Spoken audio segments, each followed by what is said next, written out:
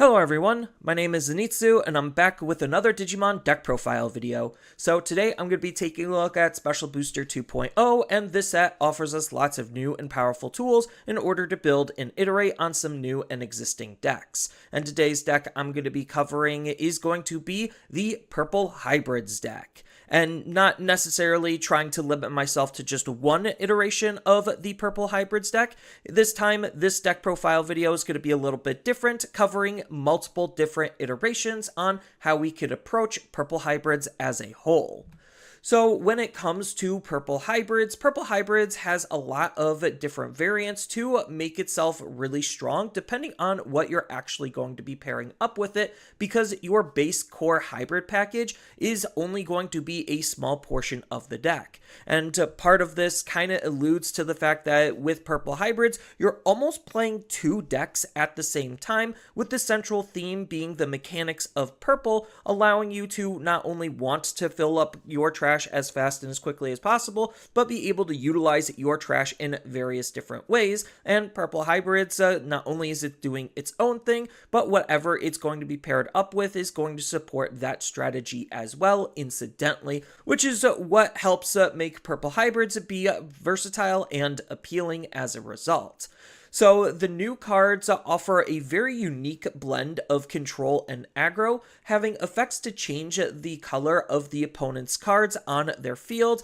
while also being able to remove bodies post-attack most of the time, and also having effects that are able to replace themselves usually, so that way you could try to take advantage of the fact that you want the opponent to have lots of different colors on their field, not only to help fuel your overall game plan and strategy, but to potentially disrupt the opponents. Then the deck also does have a built-in alternative win condition in of itself because of how Purple Hybrids works, where it also is doubling as a mill deck on top of utilizing its mill engine to facilitate whatever you're going to be pairing up with it as the primary way you want to try to fill up the trash. But Purple Hybrids isn't limited to just mill, because we also can incorporate very easily and efficiently draw and discard based strategies and abilities as well. The biggest weakness of the deck is the fact that it is kind of matchup dependent, because the deck does want to try to fill up the trash for both you and your opponent, and if the opponent is playing a deck that actually wants and does utilize their trash, then you're only helping them with their overall setup, so that could put you into a disadvantageous situation, because you might not have the damage output to be able to close games faster than the opponent at times. So anything that can mess with the trash also is going to be a huge counter to this deck, because we do rely on utilizing our trash for so many things, and if the opponent can take that away, then that's going to really harm the overall effectiveness of the deck, on top of, well, this is a hybrid-based deck, and if they're also able to clear your tamers and keep you from actually utilizing your Digimon effectively, that's also going to harm the overall performance of what this deck is capable of. But there's not necessarily any hardcore weaknesses outside of these, just because of all of the different packages that we're going to be playing with when it comes to how we could approach Purple Hybrids. So each different one has their own extra sets of pros and cons. But before I get into any of the different builds I'm going to be highlighting more specifically, it's important to know what the core cards of Purple Hybrids is that kind of helps identify and make up what, well, Purple Hybrids are. So the new core to Purple Hybrids is basically boiled down to these three cards. It's going to be BT18 Duskmon, BT18 Velgarmon, and BT7 Koichi. So what these cards are doing is both Velgar and Duskmon can digivolve on top of Koichi, while also synergizing with each other more directly, not only just from their effects, but from how we could evolve with them as well. So what Duskmon is doing is it has an on-play and when digivolving ability, where until the end of the opponent's turn, we get to change the original color of one of the opponent's Digimon or Tamers to something that isn't white. So this is really powerful just because we want to utilize this in combination with Velgarmon to be able to give the opponent as many different colors as possible to optimize on Velgarmon's ability. But the fact that if we don't necessarily remove the opponent's Digimon or Tamers, then we also can utilize this ability to try to stop the opponent from utilizing their cards effectively, because it can lock them out of evolution as long as it's not a name-based evolution, or something that just ignores colors entirely. Then what Duskmon's secondary ability is doing is he has a nice one attack ability where one of our Digimon or Tamers can Digivolve into a level 4 Digimon with hybrid in its traits, and reducing the Digivolution cost by 1. So ideally, this is going to want to Digivolve Duskmon into Velgramon, but the fact that we could Digivolve basically anything else on our field that meets the criterias into a level 4 is actually pretty relevant, because we could do lots of unique setups based on that type of ability. Then Duskmon has a really good inheritable ability that's going to be acting as the main way we're going to recycle our Tamer, because when he gets deleted, we get to play one Tamer with a play cost of 4 or less from our hand for free. So this is just helping us reset our Tamer that ideally we're going to be using, Digivolving into our hybrids. Then when it comes to the card he's going to be comboing with more specifically, that goes to Velgramon, because Velgramon has an on-play and when Digivolving ability of his own, where for each color that the opponent has on their field from their Digimon and Tamers,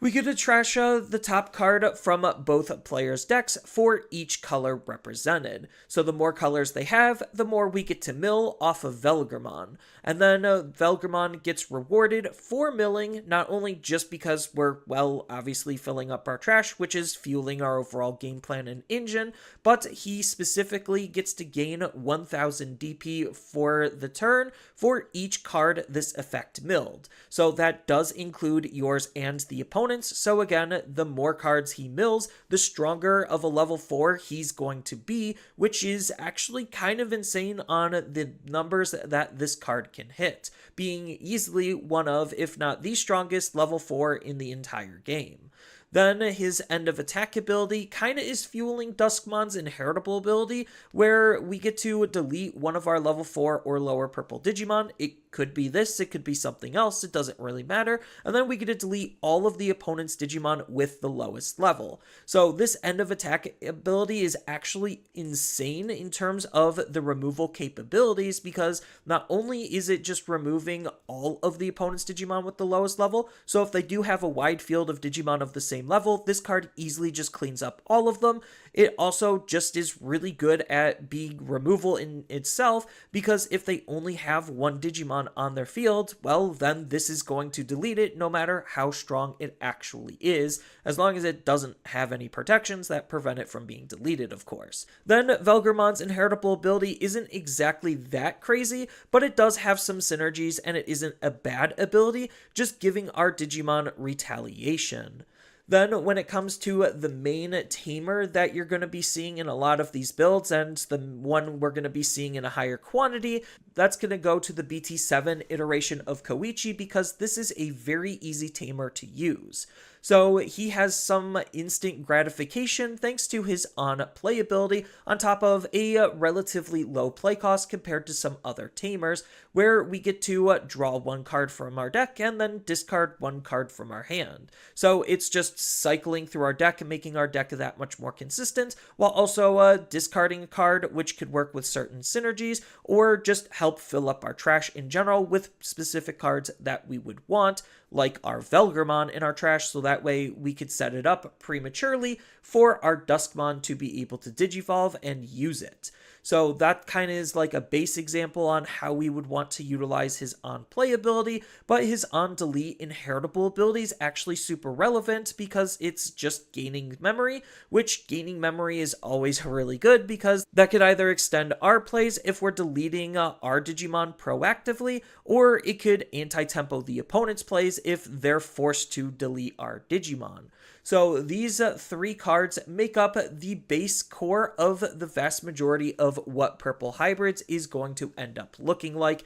in various different iterations. So now that we have a base understanding on what the core three cards are doing, we can kind of see what variations of the deck are doing to incorporate this to try to help further facilitate their overall game plans. Starting off with arguably the best version of yellow hybrids, this is going to be what I kind of just am labeling as yellow toolbox, because the whole goal of the deck is actually just to get up into yellow level 6s to disrupt the opponent while you're being aggressive with your lower level Digimon. So you could theoretically just make this into a pure purple build if you really wanted to, but yellow does have some very oppressive, control-heavy level 6s to try to make the opponent's game plans that much less efficient overall, especially compared to some of the other colors in the game. So essentially, to kind of just boil down what this deck is doing in a nutshell, starting off with the level 3s, we're obviously going to be utilizing the Ukamon package because we actually aren't trying to Digivolve into our level 4s, so we don't actually need to Digivolve into our level 4s off of our level 3s, which opens us up to utilize these cards, and these cards are absolutely insane because of the amount of value that they give, moving themselves or when another Digimon is moved out of the raising area to get some extra value. The promo Ukamon's gaining us some memory, and the BT18 Ukamon is letting us search the top 3 for a Digimon or Tamer, which just helps with the deck's overall consistency. That allows us to play the Louie to combo with the Ukamon, so that way we could try to turbo out a raising area and be as aggressive with our level 3s as possible, because our Digi-Egg is going to be Cupimon, so this is going to be the purple Cupimon with the on-delete ability to be able to gain a memory after discarding a card, which is really good because we could swing with our rookie, have our rookie die, discard what we need it, and put it into our trash, gain that memory, and now we have extra memory to be able to make more powerful plays possible. And the same sentiment is kind of also why I'm going to be running Lugamon, because Lugamon is a level 3 that essentially can help set up a Tamer for free while gaining us that extra memory. So Lugamon is going to be interacting more specifically with our AGs, and we have 2 different AGs that we want to use or could use because they actually have the Mind Link ability, which is going to be really important on how we're going to be utilizing them with our hybrids, because essentially they still meet a lot of criteria as our other Tamers, because they also have inheritable abilities as a Tamer. But the main fact is with the Mind Link ability, we could actually split apart our Tamer from the inheritable to put him back as a Tamer, ready to reuse for more hybrids. So the second we see an AG out, we can constantly reuse it over and over again to be able to Digivolve into any of our hybrid Digimon. Then we do have lots of Tamers. They're all going to be stemmed off of what Koichi's doing. So Koichi can Digivolve cleanly into any of these level 4 hybrids, which is really nice, but we're going to obviously be focusing mostly on the Dusk and Velgar pair to be able to be aggressive and controlling. And then we're also going to be utilizing the Loey Kaiser pair to be able to use as transition points to get up into our level 5s, which allows us to be able to get up into our level 6s to begin with, to kind of just round out what the deck is trying to do. And next, we have probably the second best iteration utilizing the purple hybrid package, and that's going to be the Beelstar variant. So obviously, because we're a hybrid-based deck, we actually don't need to utilize level 3 Digimon, kind of as I already highlighted earlier, so that allows us to actually utilize our eggs for something different. So we're going to be utilizing the Mother Shoto combo just because this allows us to have very easy access at a borderline uninteractable 15k blocker that could really help slow down the opponent in their overall aggression and try to keep Digimon on their field, not only just for us to remove, but for us to use to try to increase the amount of colors that we could put on their field, which allows us to have easier ways to mill out our deck to get our trash to be as full as possible, utilizing the Koichi Dusk and Velgar combo. So that's already pretty good application on those cards alone, but what we're trying to mill and fill up our trash with is going to be options, so that way we can have Beelstar cost as little as possible, so by the mid to late stages of the game, she should ideally cost almost nothing to utilize, and because we have a slew of different options that we can use, we could basically toolbox any particular answer to whatever threat the opponent is presenting us with, so that way we have that much of an easier time winning in that mid to late stage of the game. The Shoto is actually pretty nice because he allows us to run Heaven's Judgment and Shine of Bees, which are two very powerful 7-costed options, but that's kind of why Violet is in the deck as well, to help further facilitate what Beelstar is doing, not only just filling up our trash with the options to make her cheaper faster, but also helping us draw cards and cycle through our deck as well. Then we're also going to be running Digimon Emperor, just again to try to further slow down the opponent, and because our removal is that high, we could actually draw off of Digimon Emperor pretty consistently as well, so that way we have access to as many cards as possible, because we're not really going to be drawing all too often, because we're not really going to be Digivolving very often. But that's kind of also why Edamon is in here, just because he's helping round out some control capabilities, because taking a page from the Black Hybrid variant of Mother Control, we still want and can utilize him and some aces agnostically from what the rest of the deck is doing, because, well, he's just an easy card to use because we could hard play him, and then he's going to goad one of the opponent's Digimon into attacking, which easily triggers our aces for us, so that way we could ace bait the opponent and try to use our aces to lock them out of the game even more.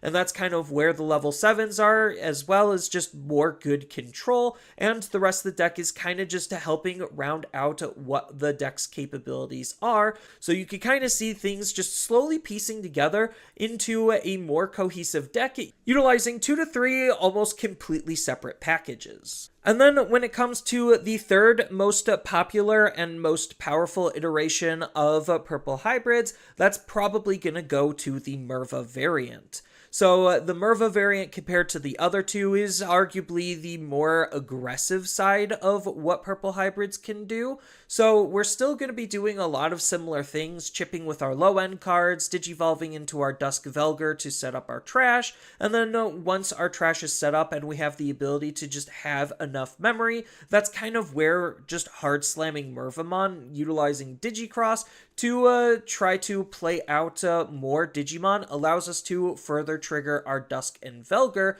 to kind of continuously try to mill out the opponent more passively, while also synergizing with the retaliation stuff that we have coming from the purple hybrids to put even more pressure onto the opponent. So it's more of an aggressive deck, but if we need to, we could play it more like a mill deck as kind of like a backup, which gives it a decent amount of flexibility in terms of how we're going to be approaching it. But because Mervamon is a little bit on the memory greedy side, this is kind of why a lot of the cards are going to be tweaked to be able to try to gain as much memory as possible, so we can make those Merva turns happen to begin with.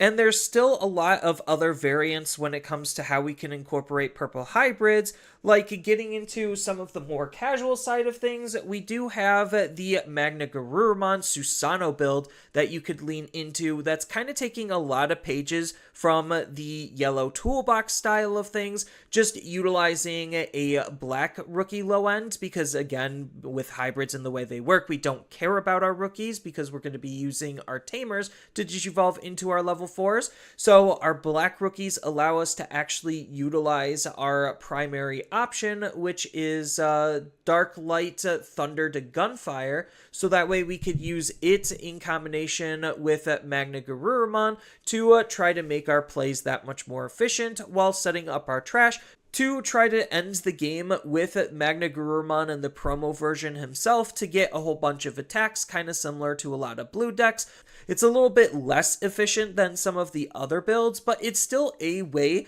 that we could utilize purple hybrids in a very meaningful manner.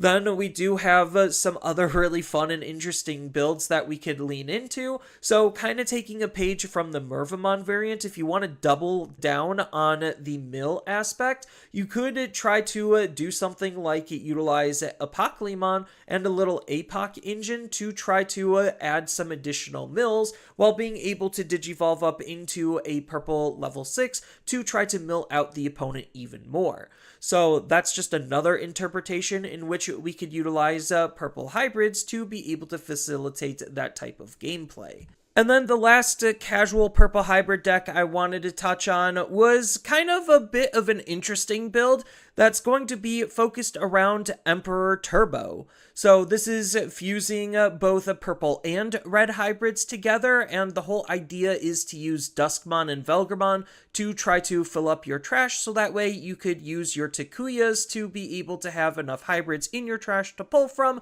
to digivolve into your Emperors as quickly and efficiently as possible. And that's kind of the whole core gimmick and game plan style of what this is trying to do in a nutshell, while also having some pretty decent memory generation, so we have extra ways to be able to aggress and use our resources.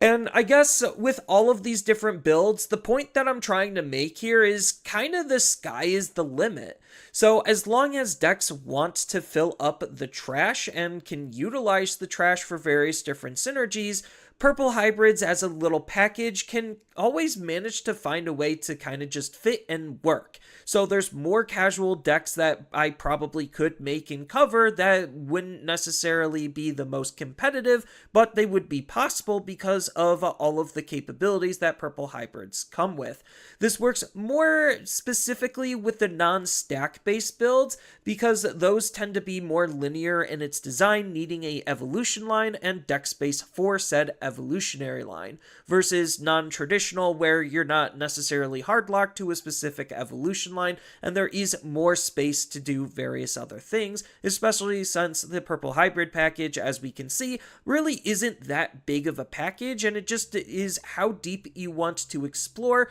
with what purple hybrids can do. But there isn't exactly a limit to this being specifically just a purple thing, as other colors sometimes do have trash-based strategies they want to use, as we can observe. Purple as a color has always been a very mechanically rich color compared to most other colors in the game, and the amount of ways that we could use and fuse different strategies, styles, and synergies together, because their central theme is just around filling up the trash and using the trash, makes packages like purple hybrids very appealing not only from a gameplay standpoint, but from a deck building standpoint as well. So feel free to share your thoughts and your builds on how you're planning on utilizing purple hybrids down in the comments below. I know this was a little bit less traditional of a deck profile video, but you can kind of see with what purple hybrids can do, how you could apply it, and that's kind of the big takeaway is there's no real wrong answer per se on how to utilize purple hybrids as long as you're having fun with it and finding some level of success both from your build and in gameplay. But I hope you found this video to be informative and enjoyable. And if you liked the content, please feel free to leave a thumbs up and a subscribe, and don't forget to ring that notification bell so that way you could stay up to date when my videos actually go live next. And with that, I hope to see you all in the next video.